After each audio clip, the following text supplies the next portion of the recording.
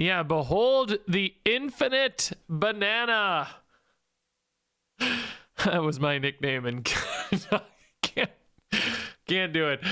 This is Across the Timeways review number 8, and today we've got some Hunter cards, kicking things off here with the remaining Hunter legendary King Malik, which is an anagram of Mukla, of course, much like Nozdormu and Murazond. I guess this is the infinite version of Mukla with a shuffled up name here. It is a 4-mana 5/6 with Battle Cry, discard your hand, and then you get this infinite banana, which is a 1-mana spell, as you would expect for a banana. Gives a minion +1/+1, as you would expect for a banana, and it stays in your hand. So you can just keep replaying this over and over and over again, which, you know, in theory, really nice way to fill up your mana when you've just discarded your hand and you don't have anything else to do. At the very least, you've got an infinite banana. Maybe you can make a bit of a turn out of that. So, you know, you play Mukla, maybe even on turn 4, right? You get a pretty nice 5/6 on turn 4. Nothing crazy, but he's big, you know. You discard everything else. Maybe you've already kind of emptied your hand a little bit, because we're going to see a bit of an empty hand package. We already saw one card previously, and there's going to be this card, the Quel'Darai Fletcher, that kind of wants you to have a small hand. And then we saw the Arrow Retriever on day 1, remember, which this also encourages you to have a small hand, right? So maybe a little bit of a package there where you're just dumping cards. Maybe it's mostly minion focused, so that when you top deck a card after discarding and emptying your hand, you have a body for the infinite banana. You might not want to run spells so that you don't accidentally get into a spot where all you do after a top deck, if they clear Mukla or Malik, excuse me, is like just play a hero power and have no targets for your bananas. So you might have to run like almost exclusively minions, which could be kind of tough. Also, you know, you're going to want a lot of card draw in that package, which we just saw the Arrow Retriever, which is nice. If you top deck that immediately after a Malik, you're like, yes, I'm awesome. Amazing plays. I get a sick reload. And, you know, I now also have this infinite banana. Maybe you have some ways to make like a Huffer, for instance. We have that kind of like the Animal Companions card, whose name I can't remember, but generates you all 3 of the companions, you know, but that's a spell. So, you know, I guess that's a spell that gives you minions, though. So that would probably be a fine one to run post Mukla. So, you know, like that could give you a Huffer, and then you could banana your Huffer multiple times, right? You have ways to turn these bananas into lethal, or if you can get just some wider or stickier boards, various death rattles, tokens, etc. Maybe that's another way to make sure these bananas can actually connect face as opposed to just developing stats. But you basically put yourself in this little condition where it's like, okay, I slam Malik on 4, and then I hope, you know, maybe top deck a 1-drop and give it a 4/4 buff. Is that a strong enough turn 5 to keep the pressure going? Same thing on turn 6. Draw a minion, play it, buff it 4 or 5 times. Is that enough of a pressure reload every single time? And I don't think it's going to be, frankly. I don't know. I feel like that's going to be really hard to make work. Even if you go for a hyper aggressive build where the Malik doesn't feel that punishing, and like, you know, you're just dumping your hand of just all 1s and 2s. You're using Malik, you know, just for free, basically, because he's not discarding anything anyway. It's still, for me, going to be hard to kind of turn the corner with these bananas. It feels like, you know, if I'm doing that, if I'm dumping all of that super aggressive stuff, I'm going to try to win off of that stuff. And I'm going to be looking for like damage and crazy follow-ups, which, like, yes, the banana can be damage, you know, if the board is there and is able to attack, but it's not the most efficient way to deal damage. Like, it's, you know, 1 face damage per 1 mana. That's not a crazy efficient damage output. There's also the 4 mana up front of King Malik himself, right? So it's like, you know, sometimes you're going to feel like the banana damage you want is delayed behind the Malik. So it almost becomes more of like a value filler as opposed to like an aggressive finisher in a way, which I think for this style of play, you probably want like a more aggressive finisher. And like, hopefully the 5/6 is big enough to stick alongside some other stuff. And, you know, maybe it's just enough to get you there, you know, maybe. But I think with the life gain in particular that exists in constructed standard today, like the decks have a ton of life, a ton of removal, a ton of survivability, big taunt stuff. I think it's really hard for these all-in decks to find those windows these days, because there is just so much healing, so much armor gain, like just really, really efficient removal. I don't think the recipe for this works like it used to. I think there would have been eras in Hearthstone's past where I had a little more faith that this could just kind of dump and get there. I really don't see it, and I don't think there's enough for this package right now in Hunter either. We're going to see basically kind of three and a half cards that really make sense for this game plan. And I don't think that's enough for this, because there's going to be other instances where it's like, man, Malik's just going to feel terrible to play, and I'm maybe not going to want to play him until turn 7 or 8 or something, and by then it's kind of too late for him to make an impact. So I guess for me at the end of the day, I think this one's going to be really hard to make work. There could maybe be something with Quest Hunter if I think about it, where like this is your 5-attack Quest Hunter play, but that's still weird too, because you'd want to play him last. But I like that Quest Hunter at least gives you like a follow-up, because you get stuff off the quest, like it's adding things back to hand. You get the shock, and then the shock is adding more cards to your hand as well, right? So there's something there, but the order's kind of weird, because you might often want to play the 7-attack last, not the 5-attack. So I don't know. I also, based on the wording, I don't know, would he discard the quest reward or not, actually, now that I think about it? I don't know how that works. If he was the last one you played, maybe you could just top deck. I don't know. Ignore the quest thing. I'm trying to think of reasons for this to be good, and it's hard to find them, so I'm digging deep. Quest is probably not a good excuse for this one. So ultimately, yeah, I think this is really cool, really fun. I'm sure there'll be some moments where you generate this, or, you know, some hilarious top decks or something where it's just like perfect lethal outs of bananas that are funny.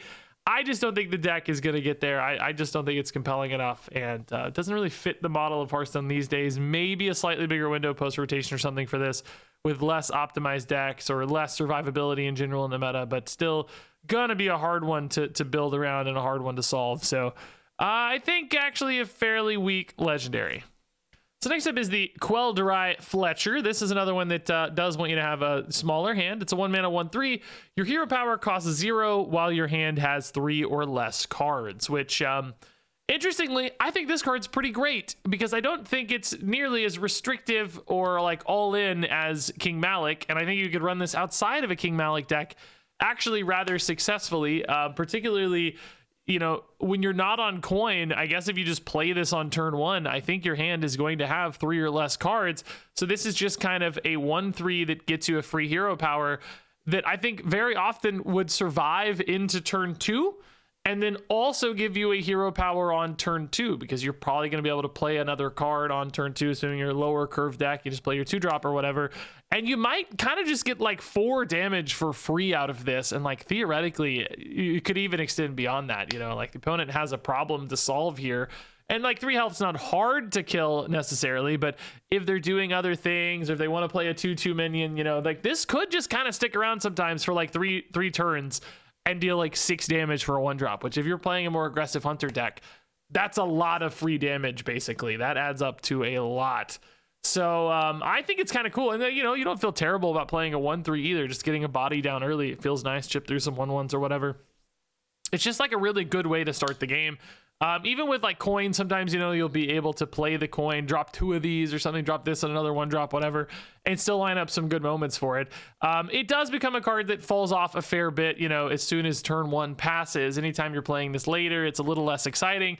But, you know, I could still see some worlds where, you know, this lines up on turn 4 or 5 or whatever, and you get to weave in an extra free hero power that you otherwise wouldn't. And sometimes that 2 damage might make the difference between getting there or not. So I don't think it's terrible necessarily late, and I think it's actually offering a lot of upside early. You know, it doesn't jostle for board at all. You know, the upside is all damage, so it is limited in the kind of decks that'll care about it. Decks that are really trying to leverage board or really jostle for that board advantage and stabilization won't care as much. They kind of have to be face decks that are going all in for face damage, but those have existed. And, you know, like I said, Malik like is also kind of encouraging that, but I don't think he's like the great follow-up for it. But I think this is good setup for it, right? And you could have a deck that doesn't have to do Malik stuff, that has other ways to get there, running, you know, more lethality and stuff, that tries to more competitively be that race deck. So it has that same problem of like, hey, there's a ton of healing in the meta. You know, hey, it might still not get there. It might need a window later, but I think this is less all in, less demanding, and will have more opportunities for that success, and might just get there faster so that it gets under that stuff. Whereas Malik is kind of asking you to set up for this almost second wave of pressure. And that's right when those decks with all the armor gain, and they're starting to stabilize around turn 5 or 6. I'm saying that's too late. Whereas this card maybe is getting to the point where you kill them before they get to that point. And, you know, that might be why this one I think works better in my mind than Malik, even though they're kind of aligned in the same direction. For me, this just makes more sense, I guess. So next up here, we have Precise Shot. This is pretty cool. New 2-mana spell, deals 3 damage. And if this is exactly in the center of your hand, deal 5 instead. So that means if it has the exact number of cards on the left and right side of it. So if there are 5 cards in hand, 2 and 2, 3 cards in hand, 1 and 1. Presumably 0 cards in hand, 0 and 0 should also work. That would indeed be the center of your hand in my interpretation. But if you have 4 cards in hand, it will not count if it's in the middle 2 slots. It has to be exact. So even number hands basically don't work. Has to be an odd number of cards in hand for this one to work. I think that's actually pretty fine. Again, for a deck that's just looking to do damage, this is going to line up relatively often, I think. The issue will be when it gets kind of stuck on the left side of your hand a little bit. You know, you might have like, oh, I gotta play this 2-drop, and then that's gonna move Precise Shot to the left hand side. It might get to a stage where you can't really play this until you get down to an empty hand if you're looking for 5. But I'll say at a baseline, 2-mana deal 3 is still going to be acceptable sometimes. Like, that's fine. We've seen that so many times. Classic Frostbolt model, you know, just like that's enough damage sometimes to matter as damage only. You know, Frostbolt obviously at upside, but you know, sometimes 2-3 was enough. Sometimes 2-3 will be enough for this, and then occasionally you're going to get that 5 that lines up well. And you might also be able to like plan your turns a little bit. You know, if your deck's low curve enough, that 2-drop on the left, it's like, hey, I really want to play this, but hey, I've got another, you know, 2-drop over here now. Play this one. You know, the top decks in the hand might kind of solve its own problems, leaving this in a spot where you can eventually get it to that center of the hand for the damage boost. Or, you know, it might just also dump your hands reliably enough that, you know, your hand goes empty about the same time you're always looking to kill your opponent. And that's great. So again, this is kind of another Malik card in a way, where, you know, it's probably working better with empty hand stuff. But again, I think it's kind of weird to play spells. You don't want to top deck a spell like this with an infinite banana in hand, right? Because then your banana might not have anything. And it's like, I really want to run minions in that banana deck. So again, it's like, I kind of see this being its own independent thing that's better than maybe playing nicely into that Malik package. Because you're going to create some really dead hands if you run stuff like this. Like, yeah, you get 5, but you don't have any banana play. So why are you playing for the banana again? It's just like every time I look at the banana, I'm like, ah, man, this looks kind of hard to work with. So I do actually like this card better independently. I think, you know, a variety of decks might be able to use this as just some good damage output for a Hunter deck that's looking for some reach. Moving on here to the Wormhole. This is the Rewind card for Hunter. 3-mana spell.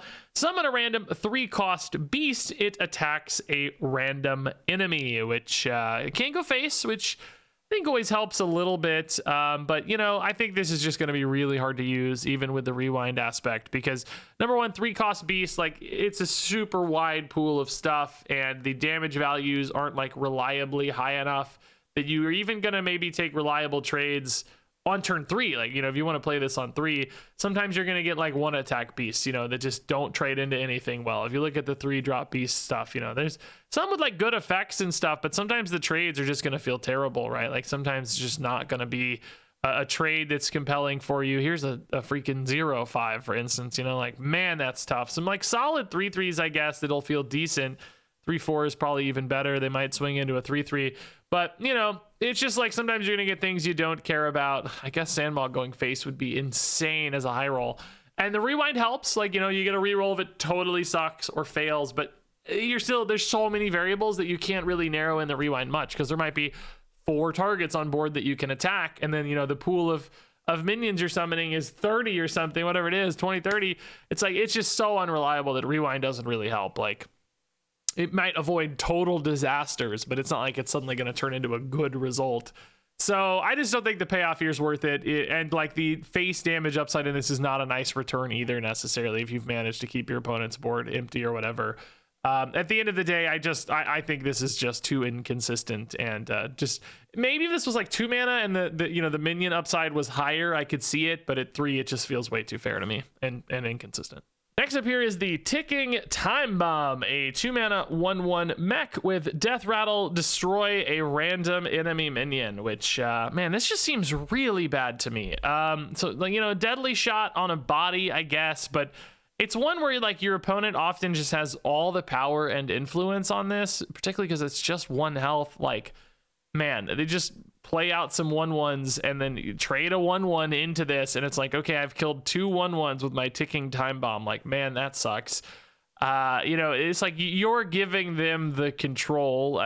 There might be some awkward boards where they don't have an easy way to dispatch this or protect their higher value thing, but at the same time, they could just kill it and then play their higher value thing, right? Like, how often is this actually going to line up where it feels like it did a lot and made a huge impact? And even if they don't kill it for you, then sometimes you're still going to be beholden to the randomness of it. They might have 3 1/1s and a 5/5, and it's like, maybe I got to put in a lot of work to line this up to kill the 5/5 or whatever, kill 2 of them, trade into 1, that sort of stuff. But it's like, it's a lot of work to just like kill a random enemy minion, and the stats on this aren't compelling. I mean, like, technically some death rattle synergies could exist, but that feels like, again, the payoff isn't really worth it there. So I don't know who's running this or why or what game states this is great in. I think this just looks really, honestly, quite bad. Really bad.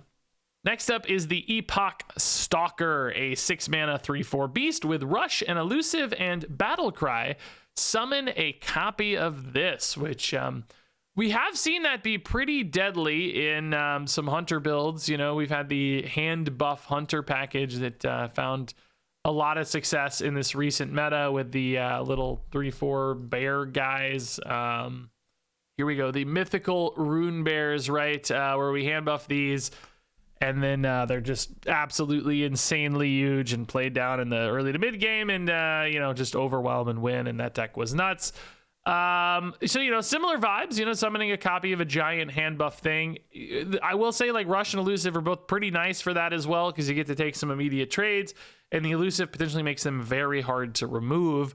I think the question becomes, it's all just down to mana cost, right? Like, the reason Mythical Rune Bear was so crazy is because, it could come down super early and be this monster force that was just overwhelming.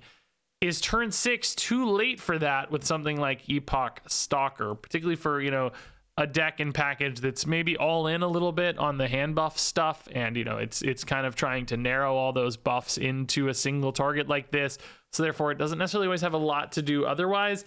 Is this too late for that swing when your deck is committing that hard to it? I'm actually torn. I don't know. It's 6 is still enough that, like, crazy big stats can be pretty decisive. The earlier the better, but 6 is right on that threshold, I'd say. And the Rush is nice because it does mean, you get to immediately utilize the hand buff stats in these cases. And the Elusive makes them sometimes really hard to remove. So you get these up to like 10 plus attack or whatever, it might be hard. The opponent might just take 20 to the dome off your Epoch Stalkers. So boy, I'm like a little bit sold that it might happen just fast enough. You start talking about any kind of mana cheat, even just a coin, like, man, I think there's a real chance. Elusive is making me quite intrigued by these, because some decks could just get stuffed out by these where they just cannot handle it.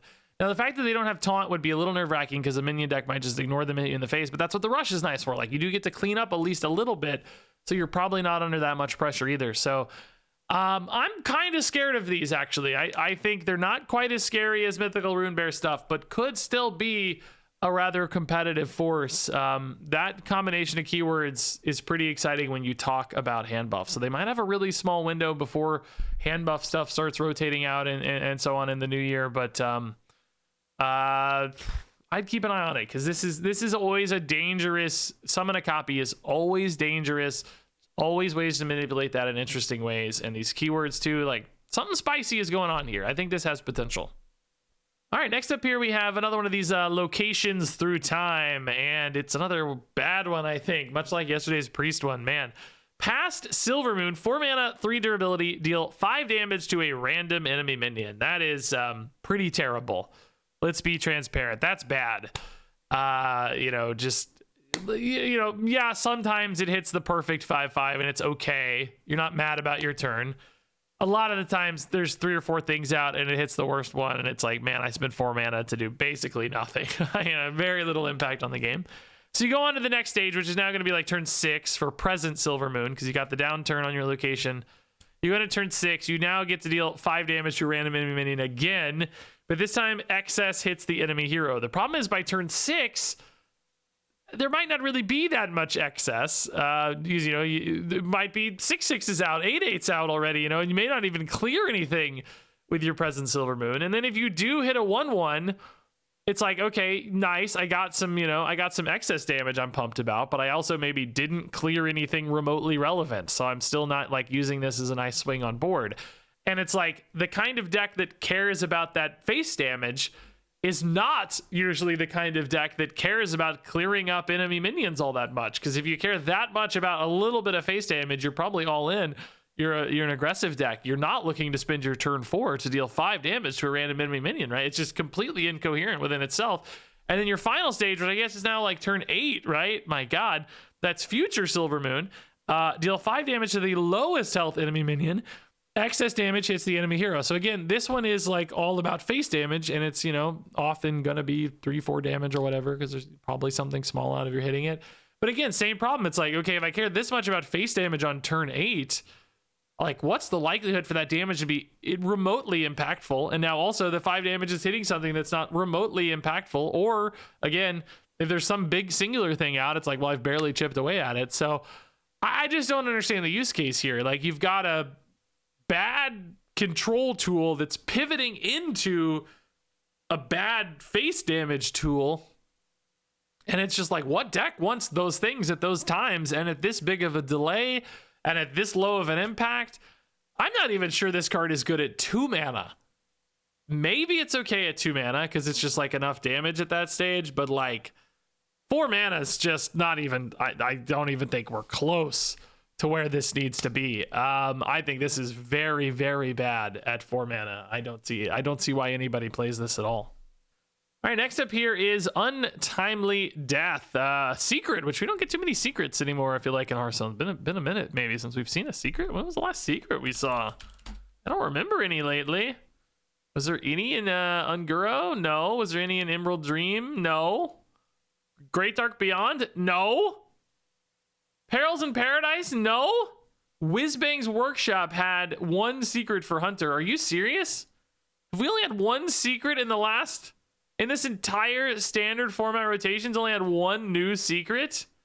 Is that real? That's crazy, actually. Man, okay. Anyway, did I even read the card yet? When a friendly minion dies, the turn after being played, re-summon it. Now, secrets, only hit on your opponent's turn, so that means, the turn after, you hit in turn. Sometimes Hearthstone's weird about like each turn. Sometimes that can mean both the player and the opponent. But in this case, it has to mean like you play it. And if they kill it immediately, as soon as they can, then it resummons it, which, sometimes that can be nice. If you can kind of line this up well. If I have an awesome 3-drop, I'm looking to resummon. I play this on 2. I get a nice 3-drop back.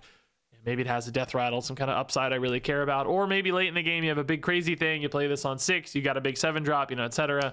You kind of line it up where the opponent either solves this problem, and if they don't solve the problem, I have the guy and he's big and awesome and scary. Or if they kill it, maybe, I catch them off guard and like I still have the big awesome guy and he's scary. And since it's happening on their turn, he does get to attack on the when he comes back to me or whatever in either case. So they kind of have to go 2 for 1.